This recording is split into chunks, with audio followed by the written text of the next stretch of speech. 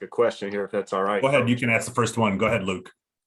Coach, I know going through a little tough stretch here, he kind of had some inconsistencies with guys that have played really well at times. You know, Darion Seabron, I think, is most improved in the ACC. I talked to you the other day, and probably him and PJ Hall. But in terms of those guys just focused on scoring versus some of the principles that win you basketball games, how are you kind of talking them through, you know, taking opportunities and being aggressive versus making plays that, for example, kind of get their teammates involved, or those plays that get you wins, not just keeping it close?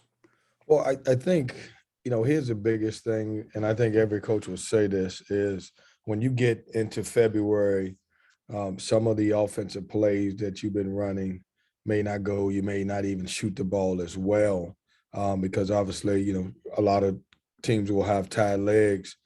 But at the end of the day, you got to rely on your defense to kind of get you out of some games. This was one of the games that we just played against Notre Dame that we were not really sharp offensively. Most times we've been able to score. And when we didn't score, I thought we gave up too many easy transition baskets. We got off to a tremendously slow start. I think we were down 21-4, and our guys came back and took the lead at 43-40. But some of our better guys, I want them to have more buy-in and do a better job on the defensive end because, you're not going to always have a great night. And, in Seabron's case, he's had a great year for us. But teams are starting the game plan against him, making him become more of a passer. And so in our situation, then I want him to be able to create some stuff or some more opportunities off his defense. One follow-up here, Coach. I know the comebacks have been really impressive. You've been in games late, but the starts, like you mentioned, against Notre Dame and probably UNC, just coming out with a lack of energy or focus, or what do you kind of attribute that to? I just think it's the youth. I think our guys, it's so funny. I may need to give my halftime speech at the beginning of the game, and maybe that'll change things around. Luke, it's so, we don't. I think one of our deals is, and I've got to look at this because we don't have, so many bodies in warm-ups. I want to cut it down a little bit, so I think we come out of the gate ready to go because you only got, right now we only got 7, 8, possibly 9 scholarship guys playing, and there may be something we have to change what we're doing at the beginning because I want to get off to a better start. We'll go to James Henderson. Go ahead, James. Kevin, hope you're doing all right this morning. Correct me if I'm wrong. It seems like Terquavion is playing more on the ball, using ball screens. I was interested, is that out of necessity? And also, how do you feel that impacts him maybe going forward long term? I think we're moving him around for a couple of reasons because obviously it's probably more so, James, that we can get Seabron in different spots. If you remember at the beginning of the year, we played him off the ball and he was very effective. And then we moved him to the basketball and he was very effective.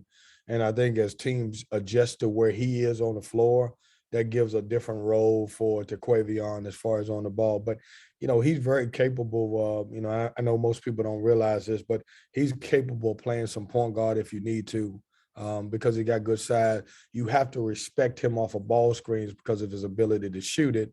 And so he can make some plays off of that. But it's more of a combination of trying to move Seabron in different places. And just to follow up, you have Wake Forest midweek. Your thoughts on their team going into that game? Talented, and I know this has been said. They've done a good job identifying some great transfers that really fit into their system and to be able to play the way they want to play. And then, they're playing with a lot of confidence. Williams is as good as they come. He's a really good player, but then it's so many good pieces around them that they're playing with great confidence. They're playing their basketball and, probably one of the hottest teams in our league right now. I appreciate it, Kevin. Thank you. We'll go to Jonas Pope. Go ahead, Jonas. Good morning, Coach. Hope you're doing well. I wanted to ask you about EB and Jalen. I know you said several times this year that they're still really freshmen because they played limited minutes last year. They've shown some growth. EB on the defensive end, Jalen against Syracuse. In your eyes, how have you seen them progress this year for the program? It's funny, Jonas, we were talking about this morning. Both have had games where you're like, here they come. and they're going to be good. You think about over at Duke, EB, I think he has 10 points and 9 offensive rebounds. He's like, man, this guy's coming. And then you see at the Syracuse game, you saw Jalen Gibson, which we hadn't seen in it the entire year. Both of those guys have done a great job in practice, and they really beat up on each other, and they've gotten better in practice. And it's been hard to get it from practice to the game where they're more consistent. That being said, I think they both have grown in a lot of areas. Neither one of those guys, we didn't know which one, but coming into the year, we expected them to play possibly, 9-10 minutes to back up Manny Bates, and both of them have done certainly in a tough situation, have stepped up for us in different ways. And so I'm proud of their growth. You cannot substitute the experience that they're getting this year. We will be better for it, whether it's the end of this season or next year. But I think both have taken really positive steps. And as a quick follow-up, what would you like to see from them the last month of the season? Is it just bringing it from practice to the game court, or is there something else you want to see from them the last month? Well, I just think consistency. At this point, we are who we are. And I think both of those guys know that they have to play. And so I don't have any, with Ernest gone and Greg's not available and, Manny. And so I want them to come in and play with extreme confidence. They've been playing all year long, and nobody's going to feel sorry for us. You're playing in the ACC and you're an ACC scholarship guy. So I want them to accept that role and just go in there and play. Appreciate it, Coach. Thanks, Jonas.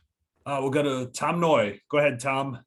Kevin, you saw Notre Dame twice in 11 days recently. I just want to know, what do they do defensively this year that maybe they haven't done in the past to where their defensive numbers are really, really good?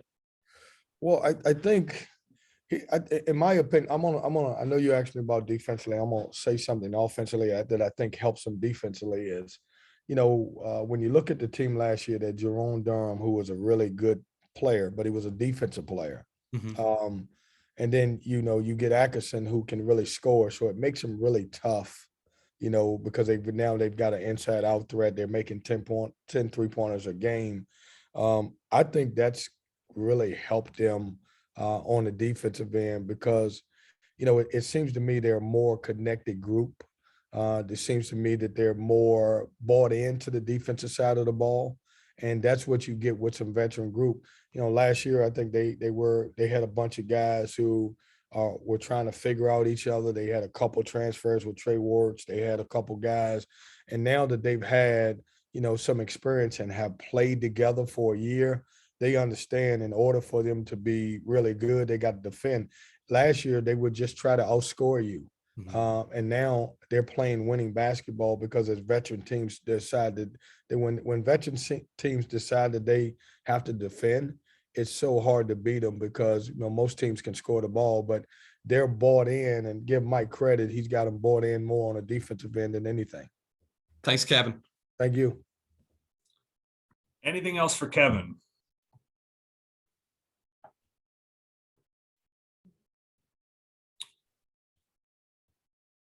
Kevin, I think